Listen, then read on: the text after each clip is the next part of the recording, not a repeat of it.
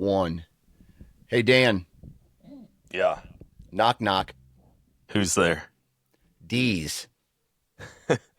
Who's D's? D's nuts.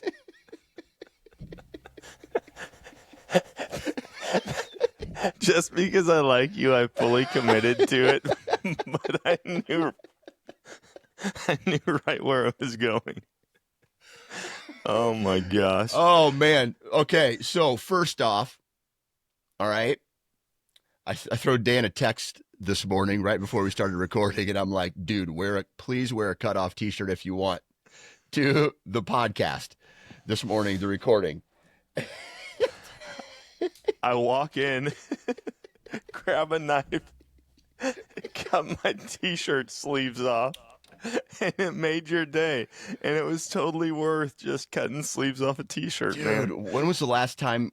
Like, I wear cutoff t-shirts, and I am too old to wear it in public. I don't wear cutoff t-shirts to the gym anymore. My cutoff t-shirts get worn around the house when I'm doing yard work, and that is it. Yeah. Yeah. See, I have one cutoff sleeve shirt. It's not even a tee. It's a button-up red, white, and blue, and I wear it every 4th of July. I have the same thing. Dude, I have the exact same thing. This one is cut off like from here way down. Yeah. And it's probably the most comfortable thing I wear all year long. But Right. I mean, we go all out for the 4th of July. We've been doing the White Trash Psychotash Bash for almost 15 years. Yeah. And it started out with me and my buddies. We called it the Blow Stuff Up Party. And we would literally just bring out old appliances, things that we found, people who leave like a TV on the side of the road by their driveway. We'd pick it up, and then we would just bring them out and blow everything up. Yes. And then we would always, tradition was, we had a Civil War Roman candle war. So we all line up, and you just got to stand there. And everybody lights their Roman candles. And after the first round of shooting, it disperses, and we're chasing each other down. But I go all out for it. So some years I've done like a mohawk. A lot of years I'll do stripes on one side of my beard and a big star on the other, or like big handlebars. Oh yeah, I've got videos on my phone of us on top of a school bus that I had bought that I was renovating, and we're just shooting guns off the top of the school bus. I mean, there's no telling what happens at the White Trash Psychotash Bash. Dude, that is America right there. Yeah.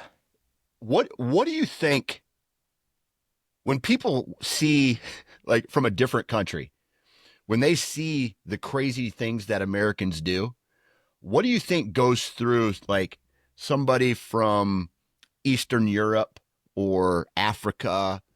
I mean, Australia's kind of crazy like us, I'm assuming. Yeah. But like, oh, dude. China, like, what do you think what goes through their head? I don't think that they can register just how real it is. Like the fact that people are catching catfish with their bare hands. Yes. And everybody has guns. I mean, like when I shoot a text out, when we started doing guns at the White Trash Psychotash Bash, I was like, hey, who can bring a gun? The most responded to text I've ever put in my guys group. Everyone's like, dude, I got 3. I'll bring an extra in case you need some. What are we shooting? Do I need to bring clays? Do I need to bring tannerite? Like, what if we do a big gasoline fire? And I'm like, okay, this is exactly what America is. And people from other places probably think we're nuts. Yeah. Do you feel, or has anybody at one of your parties been hurt before? Yes. Yeah. Okay. Yes. With authority, dude. With authority. My one buddy, they put, what was it? They put some type of firework in a coffee can, and they went to set it off. Well, it didn't launch the way it was supposed to, so it blew up and blew chunks of old coffee can into his leg. Yes. Shrapnel. Yep. Oh, that was bad. That same school bus, the 1 year I had it for the White Trash Psychotash Bash, my buddy Drew, to give perspective, full-size school bus, like one that you would see dropping off kids any Mhm. day of the week. Yep. And it was totally gutted on the inside. The doors worked. It ran just fine, but it was a huge school bus. And my buddy Drew comes up to me at the bash one year and he goes, "Hey, can I take people for a ride in the back 40?" Sure, dude, I don't care. So he takes off in the back 40 with, I don't know, 15 people. I didn't realize it, but they had brought a little 6-foot ladder and they put it up in the bus so that they could climb out the emergency hatch. And so I look up on the top of the hill in the backfield and they're driving the bus. There's people throwing clays off of it and a line of people like surfing on top of the bus with shotguns trying to shoot clays off the top of the bus. Yes. That might be one of the most American things I've ever heard of. Oh, I'm going to, we need to start a Dropbox of videos from that party. But the whole thing is just centered around America. Now, I'm trying to get Training Day reinstated. Do you know what Training Day is? Okay, so when I think of Training Day, I think of one of the most awesome movies ever made by Denzel Washington and Ethan Hawke. Yeah. Is that him? Yeah. So Training Day was initially created after the Revolutionary War, and it was a day where all they would do is get together, eat huge meals, and shoot as many guns as they could as a training in case the British ever tried to invade. Like, okay. In case they ever wanted America back. And so the whole idea is just like to stay on point. It's the most American concept I've ever heard. Dude. You eat a bunch of meat and you shoot a bunch of guns. Like, that's what we've turned the 4th of July into around here. That's awesome. And that is what the 4th of July is about. Basically saying, don't mess with us or this is what you're going to get. A bunch of dudes surfing on a school bus going right into your front line and shooting you down. I want a school bus again so bad. I never got to finish it. I ended up selling it, and I want one real bad. So the reason that I texted you and said, "Hey, dude, wear a cutoff," is because on Monday I was outside and I was doing some yard work and I got sunburned. Shit, I wasn't even outside that long, man, like less than an hour, and I got roasted. Okay. Dang. And so I went 2 days without a shower because my sunburn, and usually if I just drink a lot of water, it goes away quicker. Well, I had to take a shower today, and this morning I'm in the shower and it's a little warm. It's fine. And then so I dry off. Maybe 10 minutes goes by, and then I put aloe vera lotion all over my skin, and my pores must have still been open. And you want to talk about pain? Oh. Holy shit, dude. And then I look at the back of the ingredients, and it's like alcohol this, alcohol that, alcohol. I'm like, what the? It says supposed to soothe sunburns, and now it's making my sunburn literally feel like my skin is on fire, like a chemical burn. You have alcohol poisoning through aloe vera? Right. I don't know, dude. It sucks so bad. And it's not even the worst sunburn I've ever had, dude. I go out of my way to protect from sunburn. I mean, I've had some nasty ones and I've seen some really, really bad ones. Yeah. Most of the day was spent in the shade. So I don't know if it was like a cumulative thing, or how many hours you need in between sun in a single day. I don't know what the deal is, but man, I mowed my yard, right? Then I went into the shade and I was doing a whole bunch of work in the shade. My backyard is almost fully shaded. And then I had to go to the dump and dump out all the mulch that I'm pulled out of my landscaping and some tree clippings. And then that was it. Then the rest of the day was kind of like in the shade or like walking to and from places. And sure enough, just roasted, dude. And the older I get, the bigger pussy I get when it comes to things like this. Like, I can't handle poison ivy anymore. I can't handle sunburns anymore. I just want to like give up. Dude, I got chiggers the other day and I've been miserable. Those suck. But Those you know how suck. normally you get them like where your socks are, your underwear line. Like normally it's on your legs. Mm-hmm. Dude, I have them on my chest and on my Oh, back, oh. and I have nothing on my legs. Were I you in don't the know. life rolling around in the grass or something? Dude, that sounds great, but no. Uh, it was honestly probably from mowing. It was probably from mowing, and I've got a ton of pine trees around my house. And Yeah. so, like, when I mow, I'm like pushing pines out of the way, like Yeah. the branches, so I can get closer. And that's the only thing I could think. I'm like, why are they all on my upper body? And Yeah. it's miserable. I like sit in bed and just scratch my chest at night. And the thing about chiggers is that um do you know how a chigger operates? It's disturbing. So a chigger will bite you. It will put venom into your skin. It turns it that venom liquefies your skin, and then that is what the chigger eats or feasts on or whatever. And so not only does that itch so bad that it opens up the wound for them pretty much, it opens up Yep. the wound, it will not go away for like months. I went down to Texas for a like a media type hunt. This was several years ago. And everything was catered, right? We had something where a side by side would take us to our hunting blind. We'd get out. It's like the easiest form of hunting there is. We were Yeah. sitting over a feeder. Uh, Animal shows up. I shoot it. We go look for it. Can't find it. Whatever.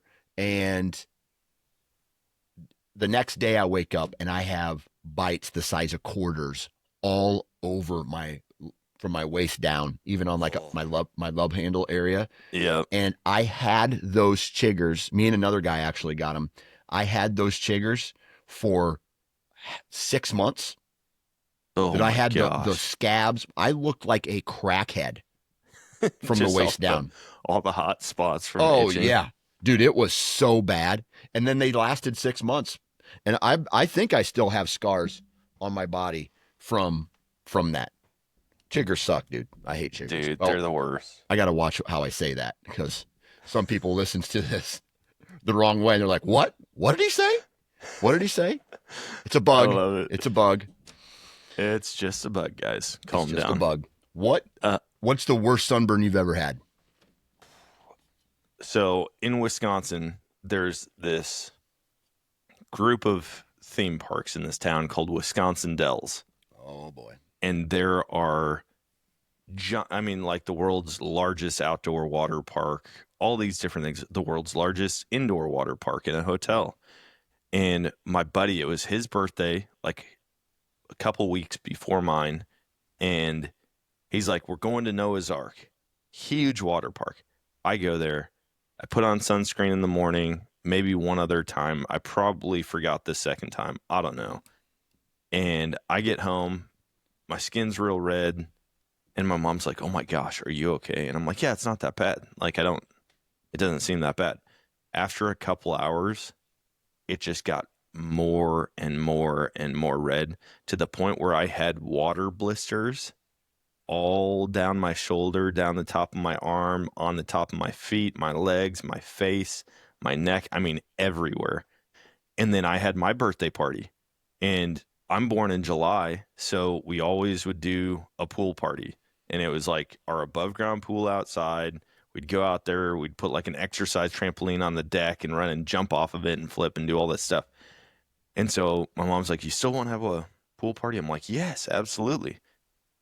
So we go out, and I'm in insane amounts of pain. My dad goes to grab my shoulders to throw me in the pool, and literally a puzzle piece, like a jigsaw puzzle piece from his hand, you could see all 5 of his fingers just peeled off of my shoulder.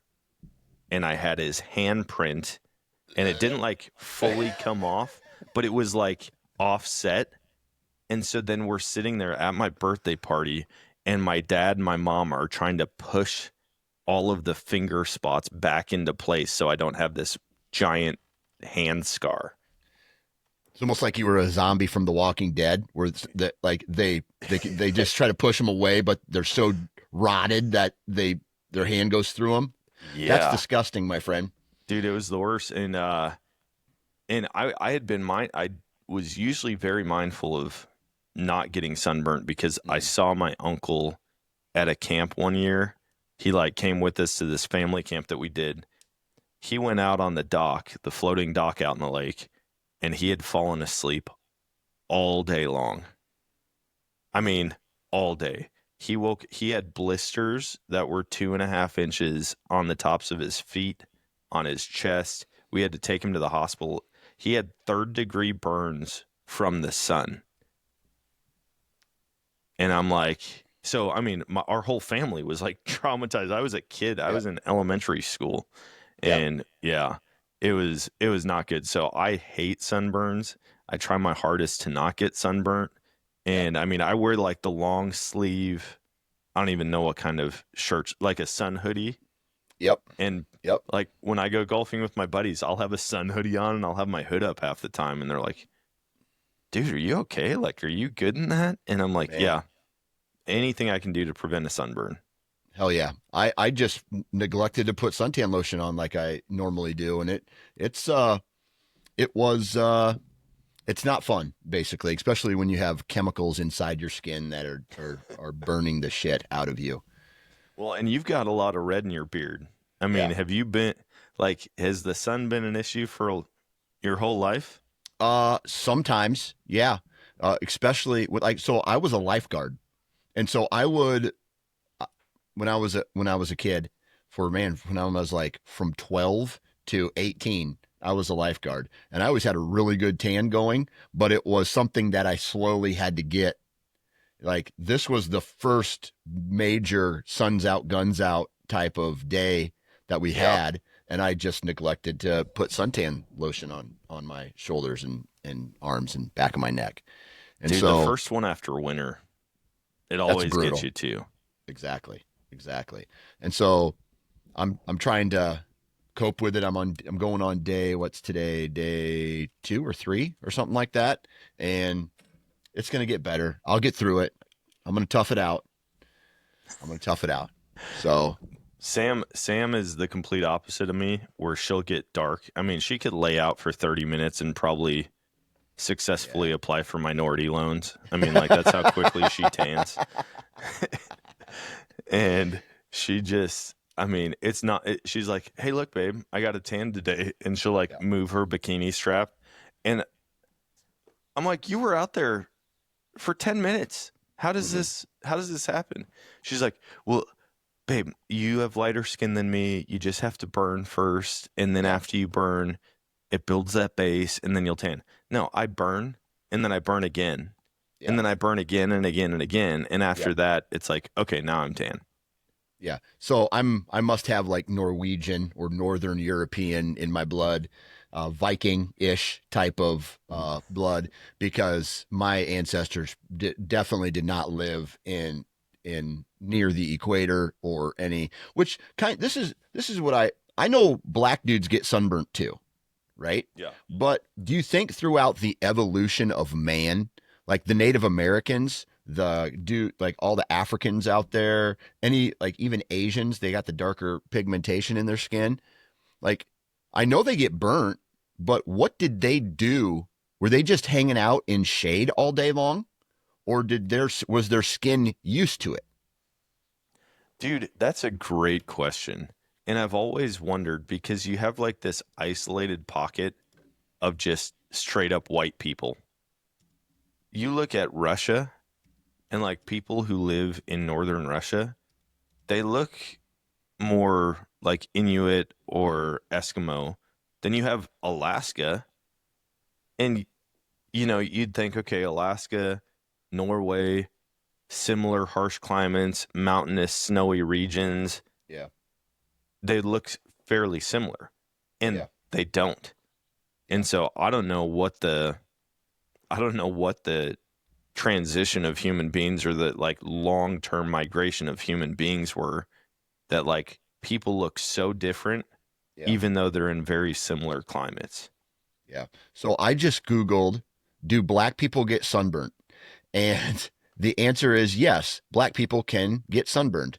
Okay, I have to do one more because and Native Americans. That was NATL. so helpful. I know, Native Americans. I went to Sonic with my wife's cousin the other day, and Yeah. we pull up in line, and he goes, "Hey, what are the cheesy peppers? Are those like jalapeno poppers?" Yeah. And the lady at the drive-through window goes, "Oh, those are cheesy peppers." And we just look at each other like, I looked at him and Okay. I go, "What is the soup du jour?" "It's the soup of the day." That sounds good. I'll have that. Like what answer do you think we were looking for?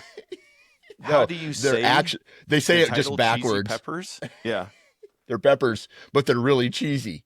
Yeah. Oh, okay. Well, thank you. Oh, Okay. sweet. Yeah, no. I'll take Yep. 3. Okay. Like, what are you thinking? All right. Do Native American people get sunburnt? Guess. What do you think? Yes. Yes, you're correct. Native I think Americans everyone gets sunburned. I think it get just happens sunburnt. slower. All right. I do like this. Native peoples lived their whole lives without air conditioning and sunscreen. Were they affected with any increased rates of skin problems from consistent exposure to the sun? Rates of with UV exposure. I know some tribes. Okay, so we're on Reddit, so anybody can. So anybody can give an answer here. So this is so scientifically factual, it's not even funny.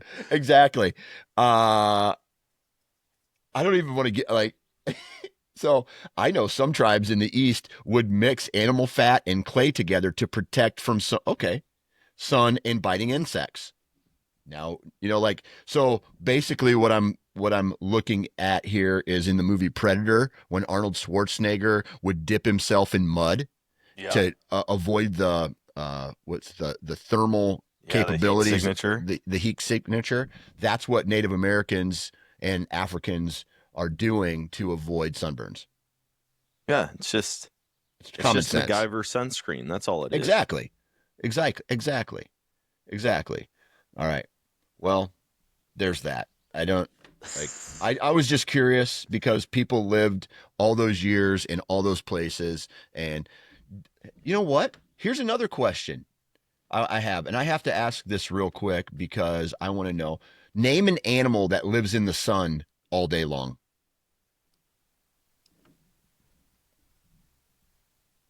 Probably an elephant.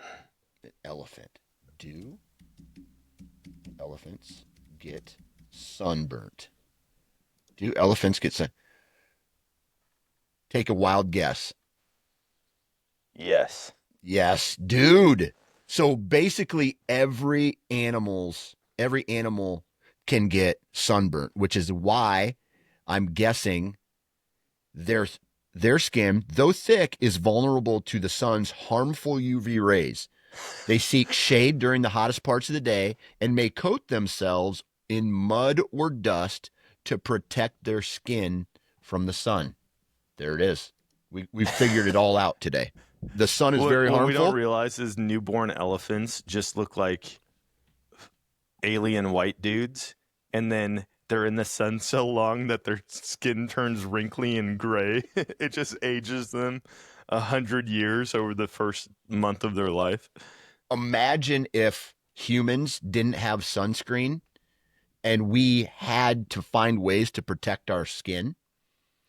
And so we had to take mud baths and dust ourselves throughout the day in order to protect our skin. Dude, that probably wouldn't be that bad. No. Like you're just dirty, but yeah. like Mississippi imagine River how mud. clean imagine it would be so exfoliating, right? You think river mud in Wisconsin and Iowa and Missouri would be healthy to put on your skin? With all that Probably with all that not now. runoff from fertilizers and poisons and hog confinements? Oh, so you're talking like right now, the only we still have chemicals and fertilizers, but we haven't mastered sunscreen yet.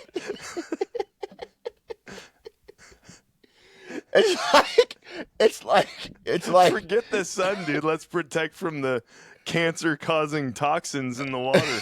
in the movie, the previews, they have that guy who's like, in a world with no sunscreen, the only thing they can do is use mud to protect their skins. I don't know if that movie would work. Would that work? I don't think that movie would make it. They would have to do one of those commercials, but for like not using a product.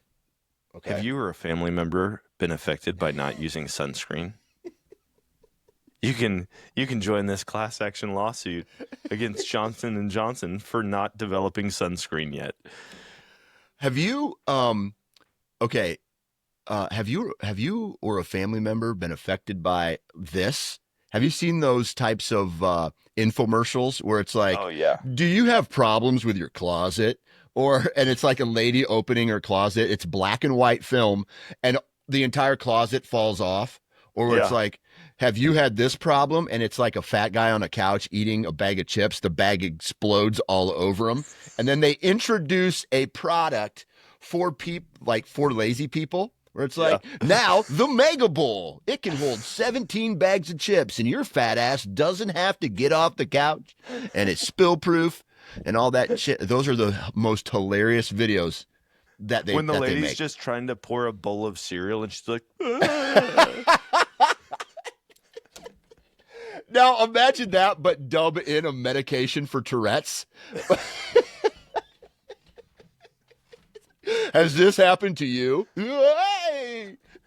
I just saw one the other day, and it was a guy. He sits down to watch the football game, and his wife was like, "Really?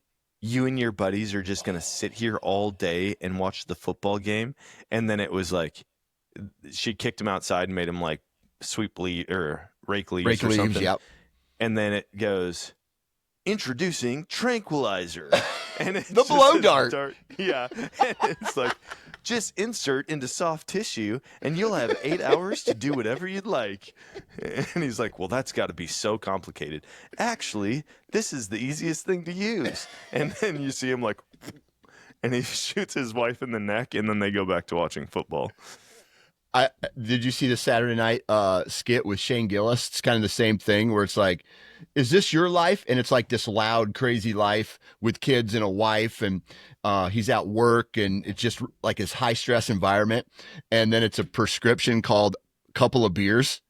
And Yes. It's just him drinking a giant prescription bottle full of beer. Takes the edge off, and I don't care what my neighbors think about my lawn.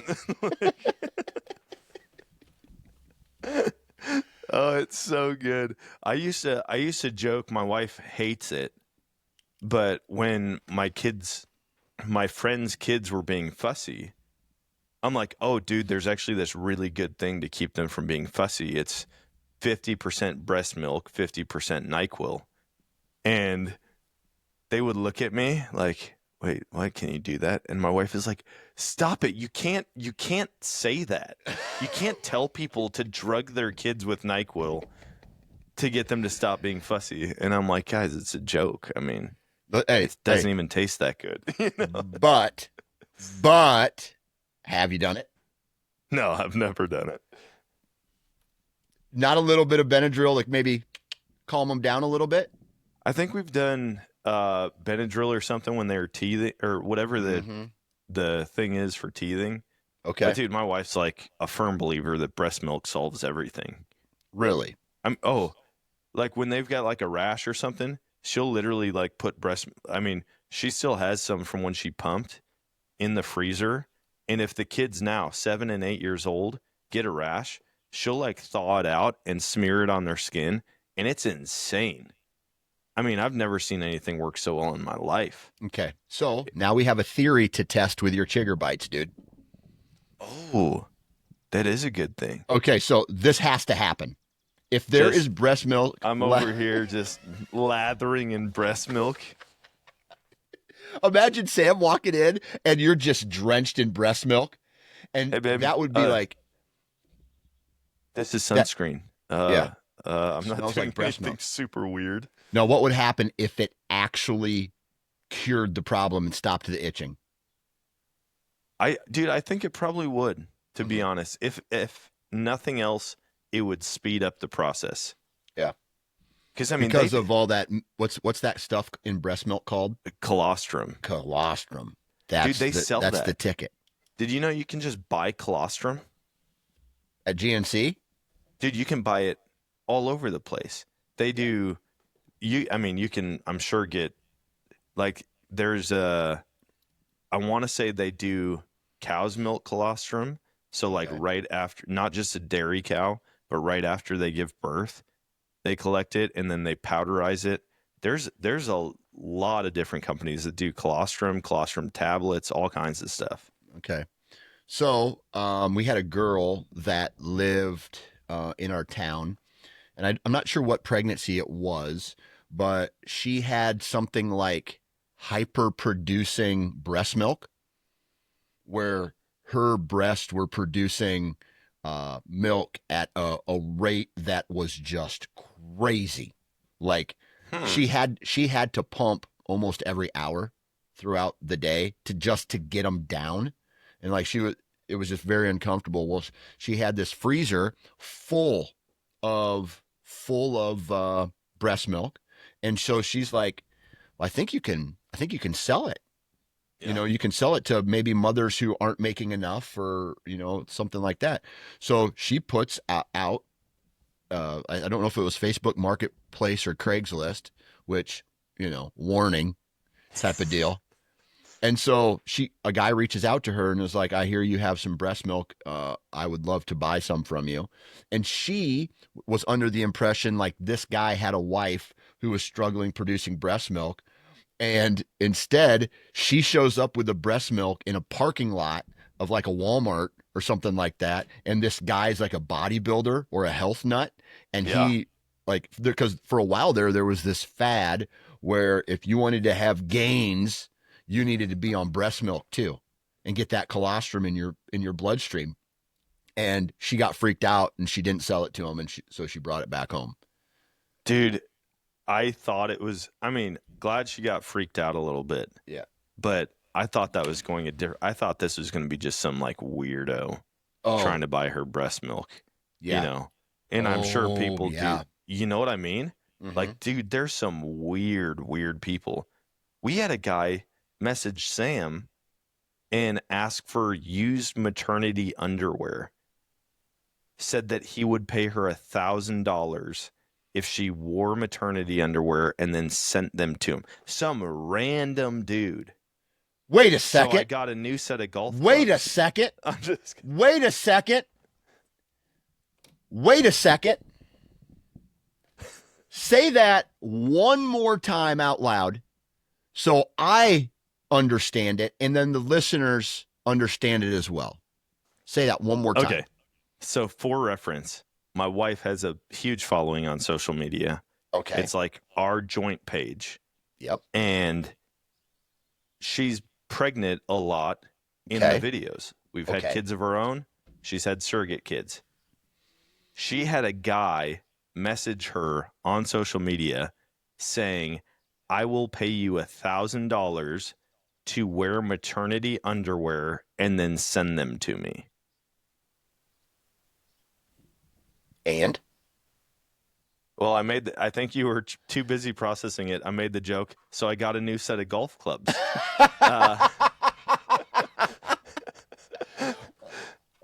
No, she just blocked him. She blocked him, but I really, really was trying to get her to let me wear them around for a week and then send them to him.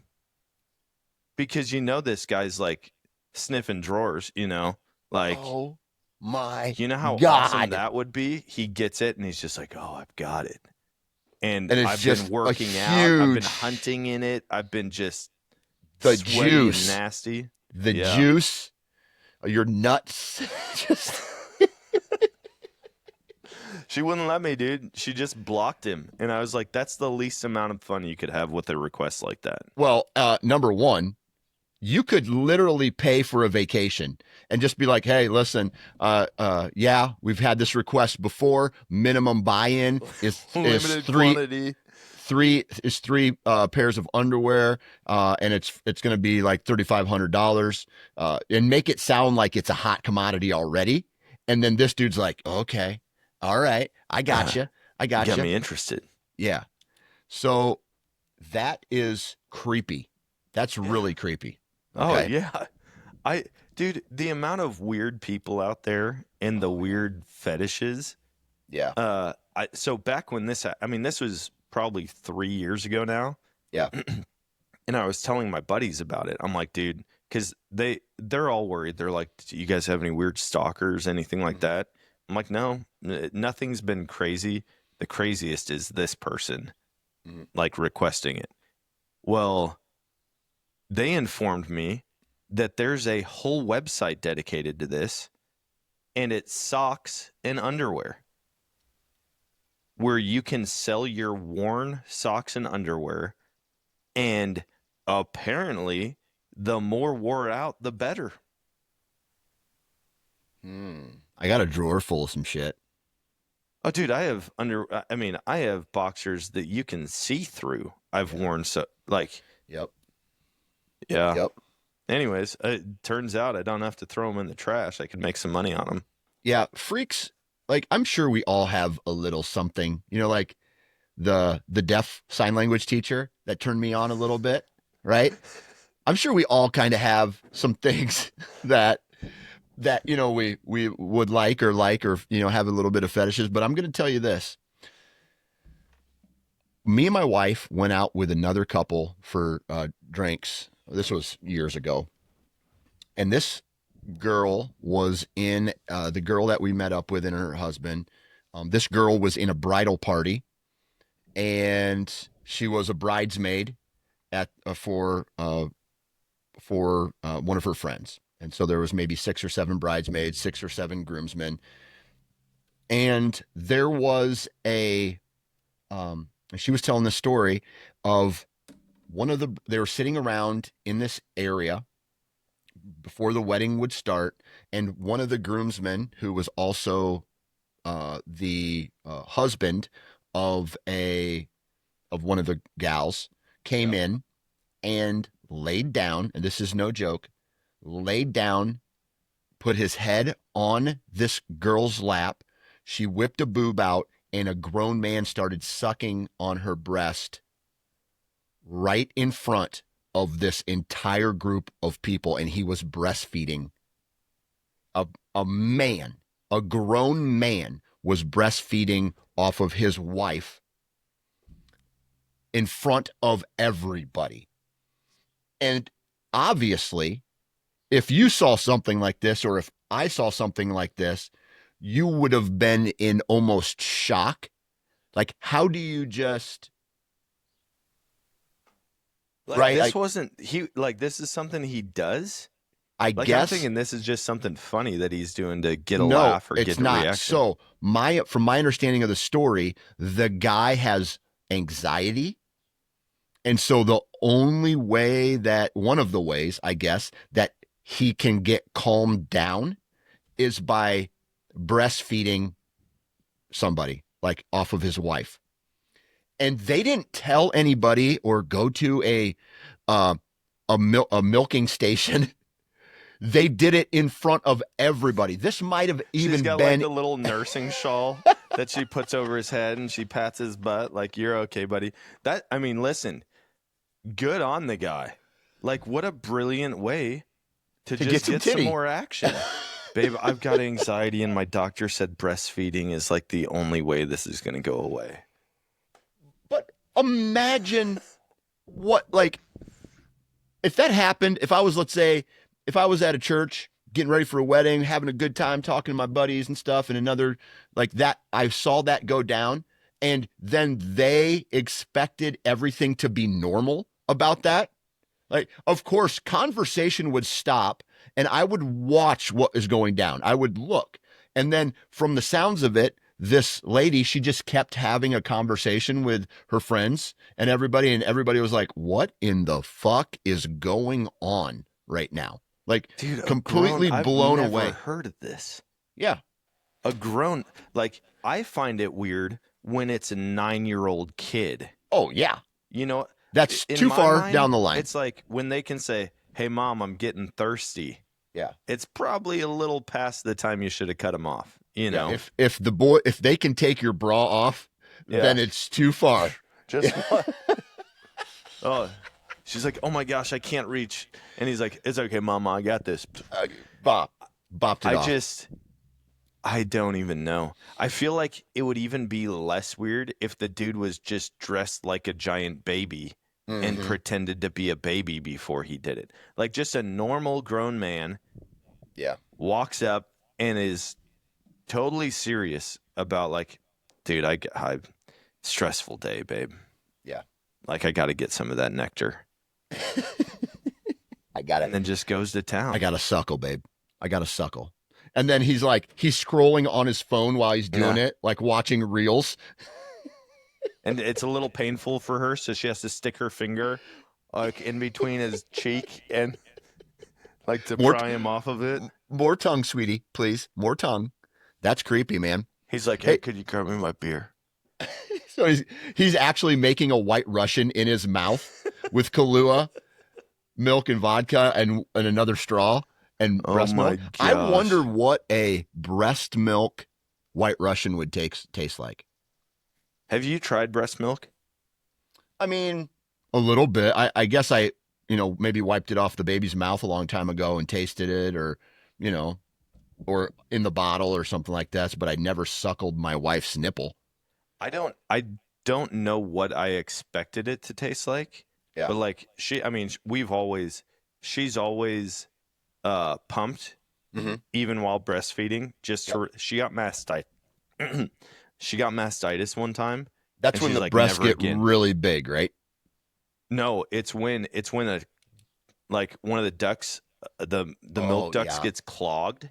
Yep. And she said it was more painful than labor was. She's like, it is the worst. And so she's always just pumped a ton if she wasn't breastfeeding just to make sure that didn't happen. And so she's like, "You want to try some?" I'm like, I don't care. So she puts some in a glass. And I don't know what I was expecting. I figured it would be like a weird bitter taste. Yeah. But it's like almond milk almost. Yeah. It's almost like room temperature melted. Maybe I'm wrong. Melted ice cream. Yeah. But yeah, I could kind of see that. But it's watery. Yeah. More watery. Yeah. Like in my mind, I think like, oh, dude, straight off the tap, like this is going to be like thick. Yeah. But I mean, when you look at it, it's actually pretty watery in comparison to like cow's milk. Yeah. And then you can see the separation of all like the fatty stuff that's in it. And that's what the babies love. That's what the babies need. And so, dude, I'm sure if you had a glass of breast milk imagine if that was like the fountain of youth and we figured it out and they figured out that you would live longer. It cures cancer. It cures COVID. It cures like Alzheimer's. But all you need is like 1 cup of breast milk a day.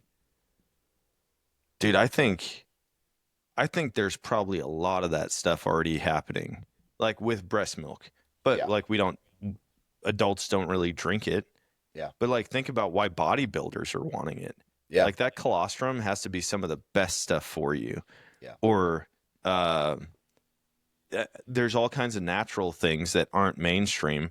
But did you know that people harvest the velvet off of reindeer antlers or elk antlers or whatever? Yep. Because it's like the fastest growing material. It's like steroids essentially. Yeah. And so they'll do that. What I will never get behind is the whole placenta eating thing. Certain cultures do that, dude. Certain cultures. Here in America, there is a company that you can send your placenta into and they will dehydrate it, encapsulate it, and you can take placenta vitamins from your own pregnancy. You've seen that, right? You've gone through enough pregnancies where have you seen the placenta come out? Yes. Yeah. I've seen, I mean, when our dog knocked up my neighbor's dog Mm-hmm. and she was delivering, we were over there, and like there's a placenta after each puppy, Yeah. and then she will stop and eat it. Yep. And so she ate 11 placentas. Mm. All you can eat. I'm like, oh, and to think that people, no. Because I think actually what they do is the placenta comes out, they rinse it off, and then they fry it up, and then they eat it. Can you imagine how terrible fried placenta would make your house smell? What if fried placenta was delicious? No, What, I'm you out. don't think so? No chance. What if it tasted like trying to think, like eggplant? Have you ever had fried Dude, eggplant? I just don't think I could. You don't think you could eat Sam's Seeing placenta? Seeing it like in person, Yeah. I just couldn't do it. It's just, it would have to look and taste different, but at that point, it's just a different thing Yeah. altogether. You know what I mean? Yeah. Maybe if you think you could taste. All right. How about this? How about Andrew Zimmer? You know who Andrew Zimmer is? Yeah. Bizarre Foods. Andrew Zimmer comes to your house and he cooks 5 different meals for you. One of them is placenta, but it's all blind. So it's a blind taste test, and you have to pick out which one is the placenta. You think you could pick out placenta? Yeah. Yeah, you think I you think could? I could. Okay. I mean, looking at it, I don't know how much prep actually goes into it, but it would have to completely change from what it looks like. I mean, it seems like it would just taste like a really nasty raw meat oyster. Okay. I could see that. Oyster would probably be the texture that I would have used too. Yeah. And then like you look at it, I mean, oh gosh, dude. It's making my stomach, I don't have a tough stomach. You Like don't I have a can't tough. eat weird foods. Yeah. I get, Yeah. ugh. I ate one time for a competition, I had to eat the game was called Peanut Butter and Something. And so Okay. it was not peanut butter and jelly. The only good one, or like not totally disgusting one, was like peanut butter and gummy worms. The other ones were like peanut butter and anchovies. I got peanut butter and blue cheese, and it was like that much blue cheese on the sandwich. So like a tiny amount of peanut butter, then just blue cheese. The sandwich was that big, I couldn't make it through. I put my team in last place because like You don't like blue cheese? I don't think I had ever had blue cheese at that point, and Okay. I wasn't expecting what I got. Yeah. But I like took a giant bite, choked it down. Then all of a sudden, that smell and the taste was lingering, and so I'm like trying. I mean, I smashed half this sandwich, and then it all was just like, no, we're done with this. And so then I'm like, Yeah. go out in the parking lot. Then I try to finish the rest of the sandwich, and that didn't work either. And so, yeah. Yeah.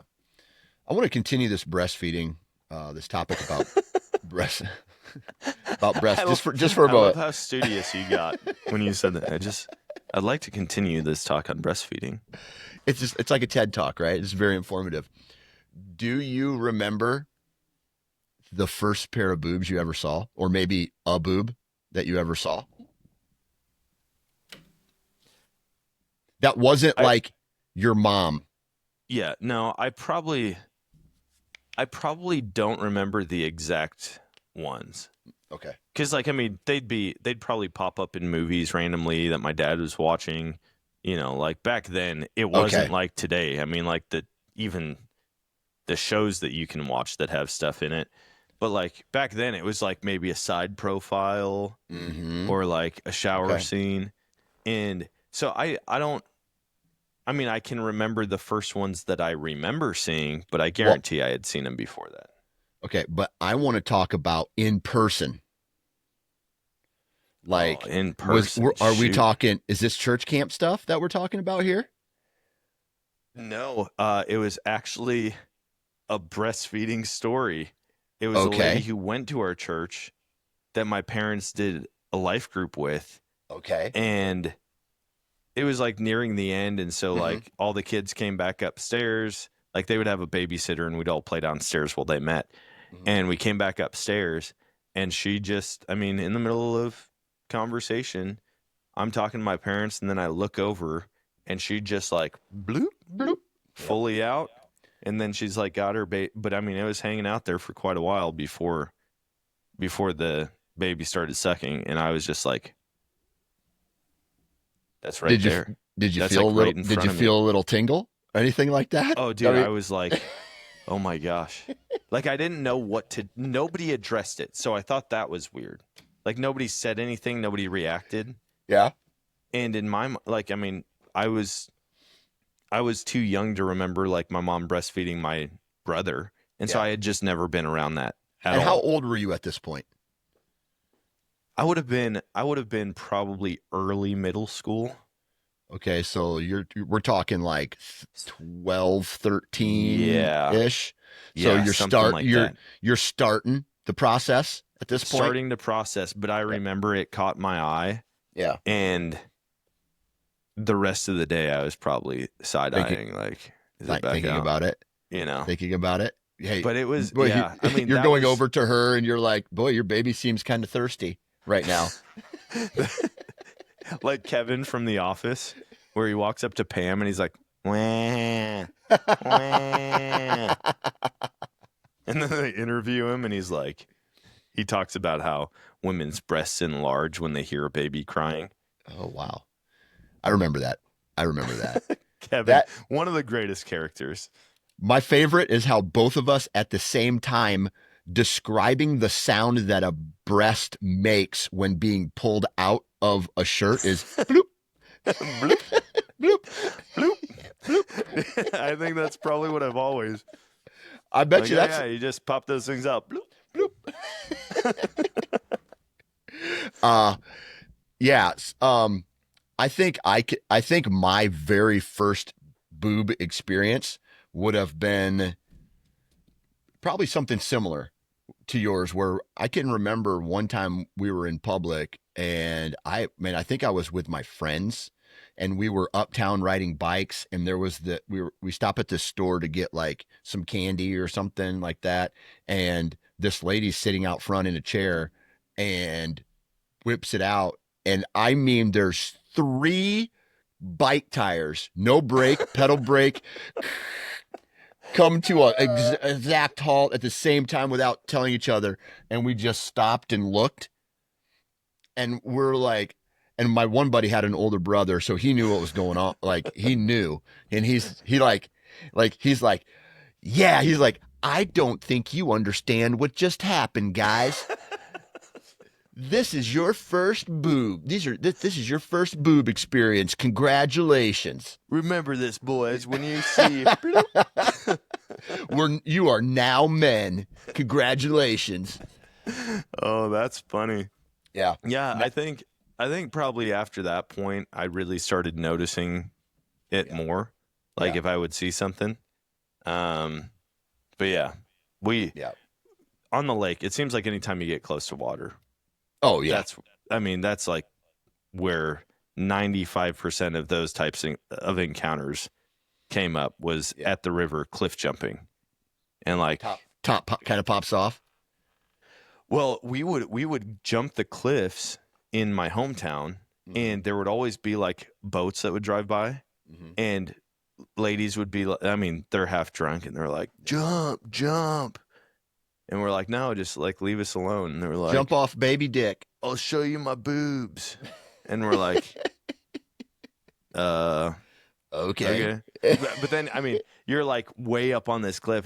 They're out away from the riverbank, and so it's like you see them from a distance. And Yeah. You're like, yeah, that's worth a jump. Okay. All right.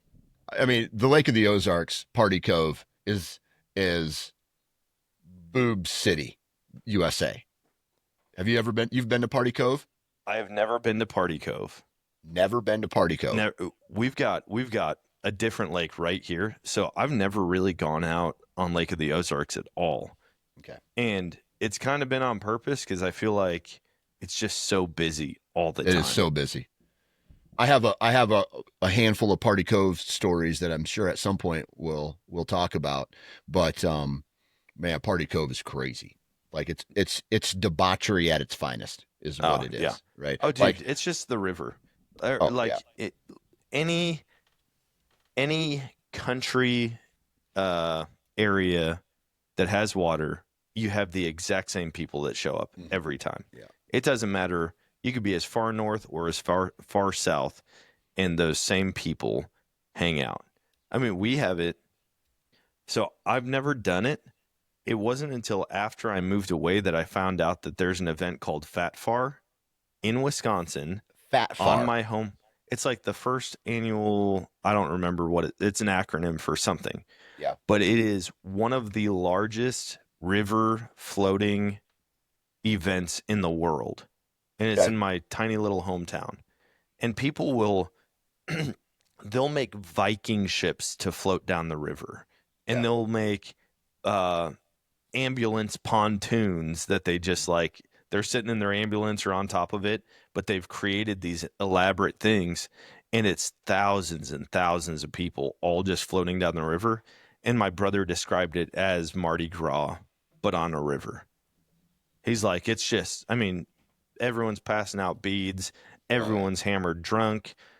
Normally, people are having to be rescued from drowning because they're so intoxicated. And he's like, it is wild. And yeah, that's a river we float all the time. yeah, But like, apparently, it's become a huge thing up there since I graduated and moved yeah. away. When you lived in Wisconsin, did you ever float on the Apple River? I don't know that we ever floated on the Apple River. That sounds familiar, but if anything, we would have fished it at some point. Well, you sure as shit weren't fishing it in the summertime. Yeah. I mean, because it was 100% at the time. I don't know what it's like now. A It was a thing where like you would go to a campground and then you'd get on a bus with a tube, and then they would take you a handful of miles up the river, and then Yep. you'd get in, and then you'd float back to the campground that's right along the river. And it was exactly what you just described, like Party Central USA. Yeah. The first time I went was pretty low key, drinking, all that good stuff. And then there's like all these old time creepers sitting along the bank of the river with signs that's like free beer for boobs. And this Yeah. be just a guy in the middle of nowhere sitting with a cooler full of beer. And then if you ran out of beer, there's one way to get more beer. And that's what you got to do. I'm sure this guy wasn't carding Dan's anybody. out there just holding up his shirt. Bloop, bloop. So, okay. One year, this is one of the most craziest experiences I've ever been through. We go float the river. It's packed, right? There's so many beer cans all over the place. Like there was a part of the river that was kind of clear, and you could see the reflection and sparklies coming off of all the beer cans that have been sunk in the river. I mean, just pollution at its finest. Oh gosh. All right, so we get to this river. We get in the river, we do our float trip, and we come back, and our campground is packed. And I mean, absolutely packed. And we're like, what the hell is going on here? Well, there was also, did you ever hear about this? Ozfest, Oh yeah. Ozzy Osbourne coming Yep. through town. And we had this guy in a van pull up next to us, set up his campsite. Um, and he popped out with a whole bunch of other people. This night got crazy, like really quick. Like I saw a guy pull a bong out of his car that was 6 foot long, and he ripped the whole thing, and he stood up and was just like, and so at this point I was really green to drugs. Like I didn't Yeah. know anything about drugs. I like to this day the worst drug I've ever done is marijuana, right? I've never done anything else. And so this guy's ripping bong hits, and then it starts to get darker, and like they go, like some people go to the concert, some people stay behind, and we're like, all I'm doing is like drinking beer. Like that's all Yeah. I'm just drinking Bush Light. That's all I'm drinking.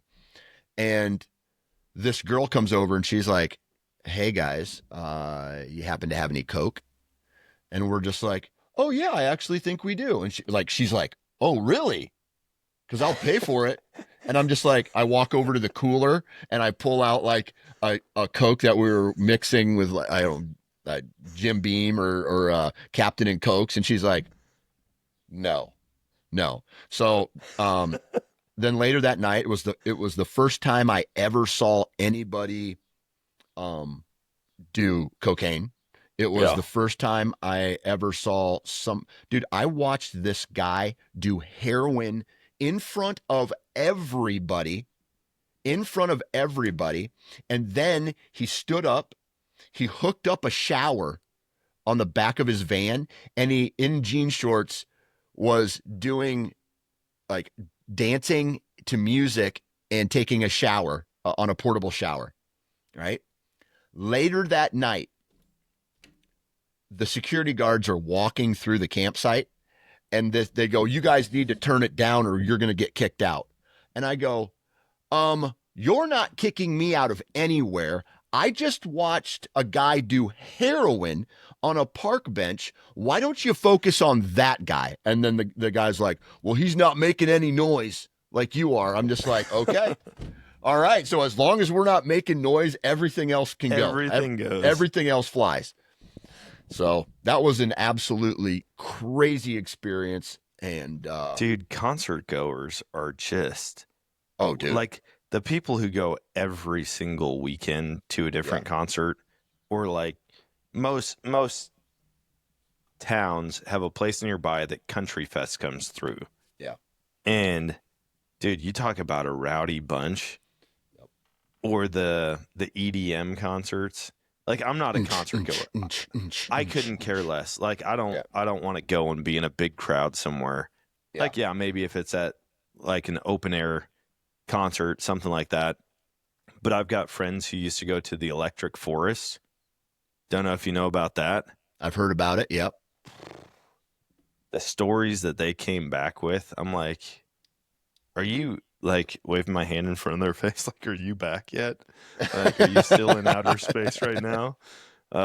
Yeah, I've just never been in that scene. Yeah. Now, I went. people watching That is is my always a good favorite. time. Yes, that is my favorite. I get just as high off people watching as that guy is getting off heroin. Exactly. If my brother was here, he'd be like, "Oh, trust me, you're Yeah. not." Probably not. Probably not. But your mood. You have a great view on life at that point. I was Yeah. at a. I went to. This was several years ago. Maybe 20 years ago. I was in college, and my buddy was a huge like heavy metal guy, and so I went to a concert with him. It was Puddle of Mud. It was that was the name of one of the bands. Puddle of Yeah, Mud. It was Deftones and Godsmack. All right. dude, Yeah. that's a good concert. It I mean, it those was are all yeah. all-star lineup right there. Dude, Godsmack was that guy's voice to this day was one of the best live concerts and how they played ever. I mean, just great. Everything was great about it. So we're sitting down. We sit down. We get there kind of late, and we have a couple beers in the parking lot. Then we go into the venue, and we sit down. So it's like my buddy's friend, my buddy, and then me in the three seats. We sit back, and I stand up. So I missed this. I stand up, and the guy behind my buddy pukes all over his back. Oh my gosh. And he's just, and it was a power puke too, so it splattered, and it just all down his back and his pants. And he's like, "What the hell is going on?" Like he turns around, the guy's like, "Hey man, I'm so sorry." And it was a father and son, and it was the son that puked on him. The dad's rocked too, and the dad like lights up a joint. Tells his son to smoke, like take a hit off of it. He takes a hit off of it, and he's just like, "Hey man, you guys want to try this?" Like trying to make peace from the fact. You want to smoke this puke soaked joint? It Oh, was the grossest thing. My buddy smelled like puke the whole. So like we were broke college kids, so we went up there. I think this was in Wisconsin too. We went up there and we were gonna just drive back right after the concert was over. So it's like 4 hours there, 4 hours back, and yeah. try to do this in the middle of the like through the whole thing. And he had to go to. I can remember him going to the bathroom and like pouring water all over his pants, so his pants were wet the whole time. He came back with like a concert venue T-shirt that I think he was pissed because he had to spend like $30, forty Oh, bucks on yeah. the T-shirt. And so he was so pissed. He didn't even like enjoy Deftones at the time were his favorite band. And I was like, No, I wouldn't enjoy anything the whole oh time. no, no. Like puke, fresh puke from someone else on my back. Yep. And now it's like, yeah, let's just rock on anyway. Dude, I can this guy kept going. It's like, anything can happen, man. You just got to pay attention. Anything can happen. Oh God, he Your was a buddy's wrestler. just like, I wish my wife was here. I really need some breast milk right now. Yeah, exactly. This anxiety is killing me. Do you have breast milk? It does not feel good right now. I wouldn't want to take any breast milk from any lady that was at that concert. Oh, dude. That I bet you that could get you. Maybe that's what cocaine is. It's concert goer breast milk that's dehydrated. So, Yeah. do you think that do you think that there is a natural substance in the world that is non-addictive out there, like a combination of two plants or a plant root and a berry, or like obviously there's natural mushrooms that can take you on a journey, but instead of having like a psychedelic reaction, do you think that there is any actual natural substance or mixture out there that when combined could just like give you this euphoric badass, I can do anything, positive energy vibe Dude, I bet you there's a ton of stuff like that. that we just don't know about yet? Well, that we just don't know about, or it's been hidden from us. Mm-hmm. Like, it seems like anything like that. Obviously, drugs have negative side effects, Right. right? There's bad things to them. But all of them, the reason they're desirable is because they make you feel great. And it seems like all of that stuff Mm-hmm. is like, nope, can't do that. I mean, think about marijuana, right? Yeah. For the longest time, it was like, this is the devil's cabbage. You can't smoke that, like it's the worst thing. You're going to be a lazy lowlife that doesn't contribute to society. And it's Gateway like, drug. but it's like, there's actually a ton of really positive benefits to CBD. Yeah.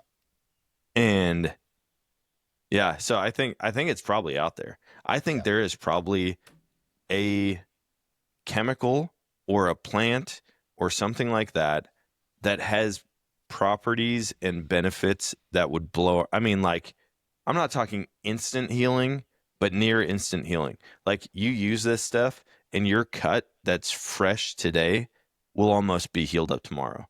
Like And the I just movie don't think they'll Wolverine. ever let us know about it. Yeah. Like Wolverine. Yeah. Yeah. Yeah. I think there's probably stuff like that out there. Yeah. How sweet would that be to be like, to find that or to get struck by lightning and now you have some superpower? Oh yeah. But it's probably like a weird thing too. Yeah. It's probably like the liver of a cuckoo bird, and it's just like Some rare species that is on the endangered list. yeah. It's like, hey guys, we could all be healed really quick, but we have to kill baby pandas. But you could farm it at that point, right? Like you could, if that was the case, you would have, obviously that you would have the activists that would be like, we're pro panda, let them live in the wild. Okay, cool. But then if there was really a baby panda market that would help you heal faster, dude, I'm sure someone would take that, raise baby pandas, and then, harvest them for their medical benefits. Oh, I guarantee it. I just don't know how hard pandas are to raise. I don't It's know. not like they breed like rabbits, Or you know? pigs, right? Yeah. It's like one baby a year. Man, you'd need a lot of, or have to find the synthetic version of that in order to make it. Yeah. Yeah. And so, I mean, I really do believe there's stuff like that out there. Yeah. I mean, even like the HGH stuff that's out right now. Mm-hmm. I mean, it's not addictive, No, but you get insane benefits from it. it is crazy. Yeah. We Yeah. talked about that, right? I told you that I Oh, was we on did talk about that a little yeah, bit. TRT for a while. That Yeah. shit's crazy. That shit works. However, for some people, there are side effects, right? Like what I'm talking about is something that there is like, okay, TRT when I was on it, yes, it made me feel youthful and young and energetic. I slept better. Everything about my life was better, except a couple side effects, Yeah. right? Shrinkage of the nuts. And then and I was trying to I took pills for that didn't work. But then also, but now since I'm off of it, they've kind of come back a little bit. And then acne. But like at Oh, my yeah. age, I'm done. I was done having kids when I started it, so I don't give a shit what my nuts look like anymore, right? My wife isn't going, "Oh my God, you've lost what I love. I love your healthy nuts." Like my wife, that she didn't notice nor care, and so like it was the acne at that point, and You're so like, babe, they've shrunk 95%. And she's like, oh, really? Like yeah, just now? No, they've been this like a couple weeks ago. Oh, I never never noticed it. noticed. Never noticed it. Okay, well, good. Nobody cares then. But what I'm getting at is like, imagine if there's something like that, and I'm sure they're trying to find it. Oh, That yeah. they can find it that in order. It's like the Limitless pill. Have you seen the Limitless pill in that Yeah. movie? Dude, that movie's wild. I love that movie. It's so good. And Yeah. thinking about that, here's the problem. Our brains are capable of doing all of this stuff Mm-hmm. on their own Yeah. without the help of a pill. Yep. Yep. Our brains So could actually like heal our body almost instantaneous. Like all of the chemicals, all of the nutrients, all of that, it could just be like, boom, right now, yeah, we're healing. I think more than anything, it's going to be something that unlocks our full brain's potential like that. like that. Or in the movie, have you seen the movie with Scarlett Johansson, Yes. Lucy? Where she doesn't she eat a bunch of those? She's like a drug mule, and then it bursts in her stomach, and then she becomes like Well, crazy, I think like she can so. do anything. Right. And what that does is it gave her the capability to access 100% of her brain. Yeah. And that's a concept too, because though, like you only have access to, 30% of your brain or whatever the case is. And then the rest of it is kind of meant for, to work the body subconsciously so it doesn't die. You know what I Yeah. mean? And so those are two things to where a medication would allow you to access that.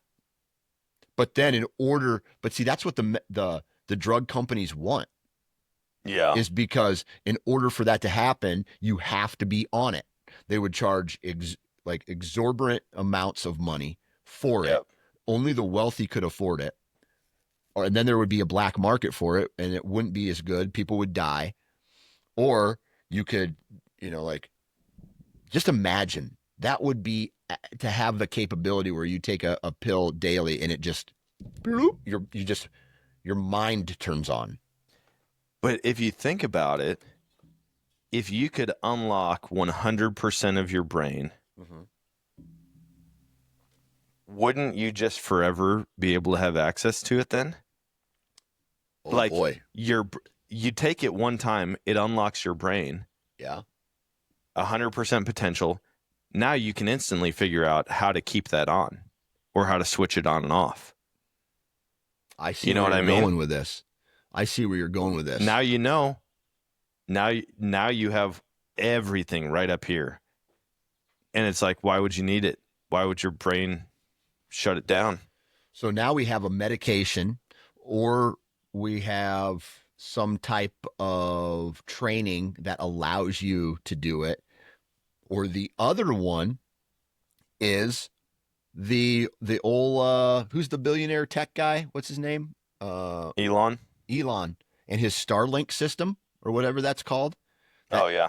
What would you rather do? Take a pill every day or have a device entered into your brain where you have access to everything? Or you could be in the movie The Matrix where you get plugged in and everything is uploaded to you like a computer. Dude, to be honest, I don't think I would choose any of them. You would just live the life that you're living right now. I think so.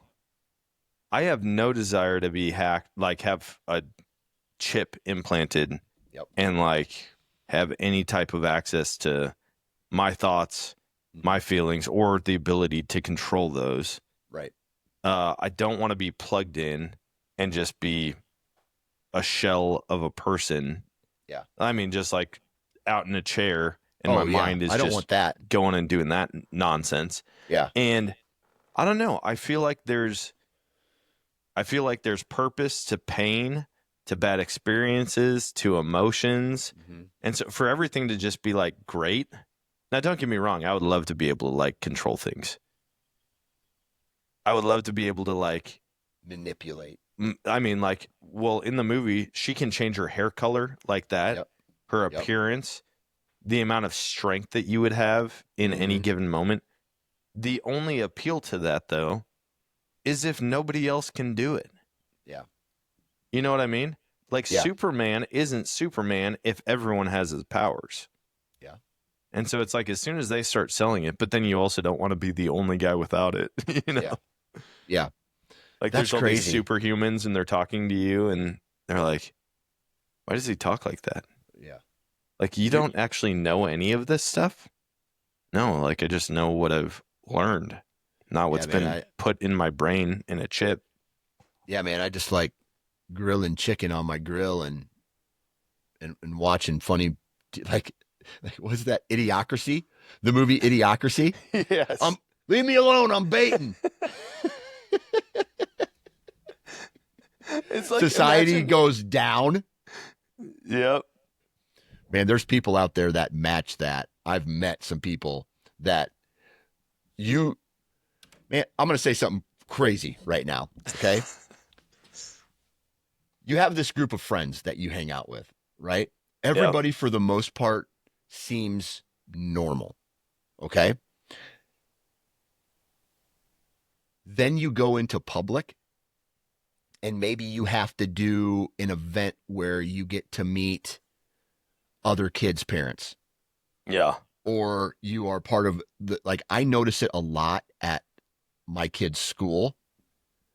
Dude, there are different classes of people when it comes to education, when it comes to like how people think and make decisions.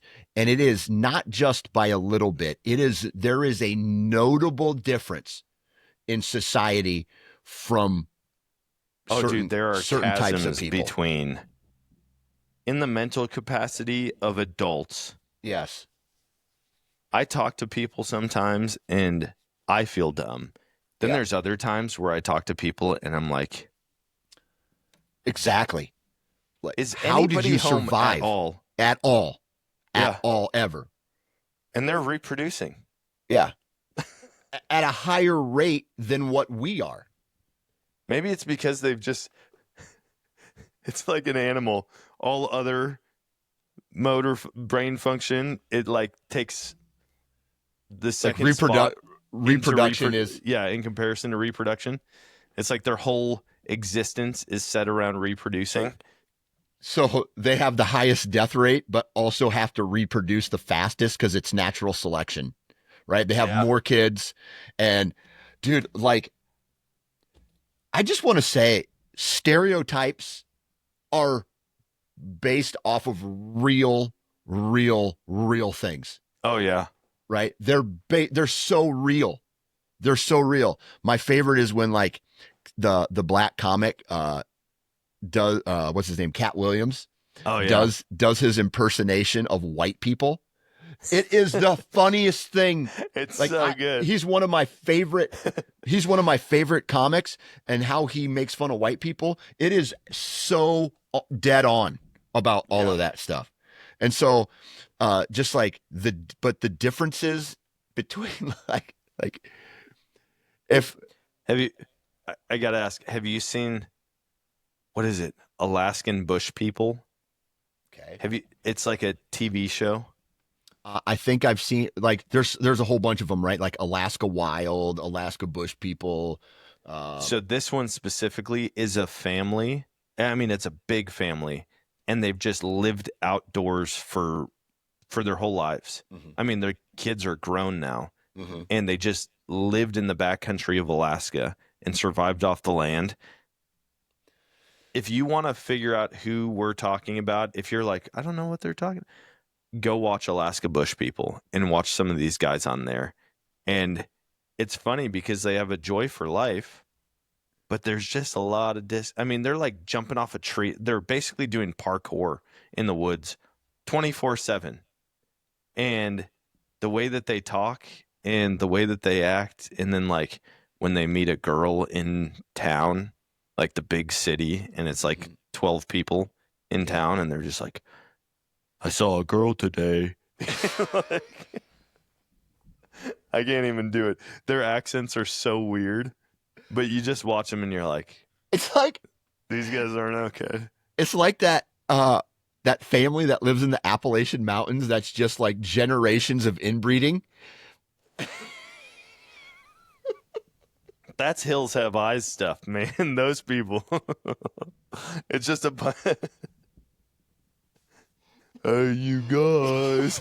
Like, that's the whole family. It is it's like Sloth from Goonies, but entire families of it. It's And a like, real thing, man. like the one guy, he goes and visits him, that he's like, hey buddy, how are you doing today? And all he does is bark and meow at the guy. Yeah, but you see that in big cities now. But that, like, yes, you do. They're Mental just pretending. They're just pretending to be that guy. Yeah. I don't give a care about your book learning, right? I don't give a care about that. My buddy's sister married this guy from out in the sticks, and his family was like, "Oh, are you coming back for the holidays or whatever?" And he's like, "Oh, I got to work." And they're like, "Oh, now you got one of them big fancy city jobs." And he is a telemarketer. That's what he does. Yeah. He's a telemarketer, and he got one of them big fancy city jobs. He don't care about us no more. And Why don't you stay with your family and work at the come and go like the rest of us do? Oh, dude. There's just, you go anywhere. It's the same thing. There's the river people and then there's those people who have actually lived off of the river. Yep. And oh my gosh, man. My favorite thing about stereotypes is, okay, I believe the state of Mississippi, and this is nothing against black people. There's nothing against this. So usually when a white person says that, something really racist comes out of their mouth. Yeah. And I'm not going to do it. I'm preparing for now. Exactly. But, you know, obviously. Dude, we look like KKK members. Just the white Bearded trash. White dudes. White with trash. Cut off sleeves. 1 second. Now I'm wishing I hadn't cut my sleeves off. Hey! And my grandpa, like, honestly. All right, this is going to sound really bad, but so I do have a friend. First That's always off, the preface. Like, look, I'm not racist. I do have one black friend. You know, Yep. like that's how people get ready to say something terrible. But like my grandpa honestly thought that dunking in the NBA should not be legal because it gave certain groups of people the advantage. Well, it did. I know, but that's what I'm saying. Like, that was my grandpa. Right? He's like, ain't no man jump that high. That ain't fair. That ain't fair. Like, okay, grandpa. And now dunking is the coolest thing ever. Exactly. It's like, Anyway, yeah. I mean, there's a reason they made a movie called White Men Can't Jump. exactly. And So, I just think, yeah, I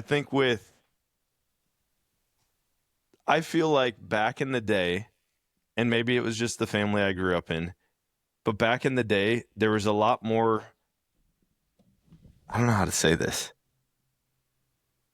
I feel like 2 generations ago, people just weren't educated very well, right? And well, I mean, there was a I'm lot sure they more were racism. educated. Yeah. Well, yes. They weren't educated, but in the state of Iowa, when I grew up, the first black person I ever saw, I was like blown away because Iowa has like 15 black people that live in there in the state.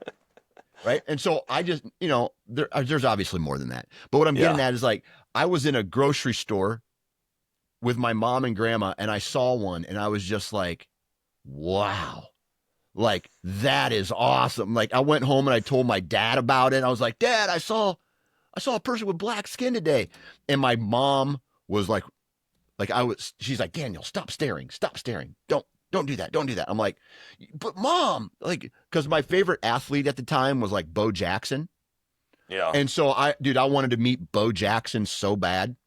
And I was like, obviously, Ronnie Lott, I was like Raiders and San Francisco 49ers.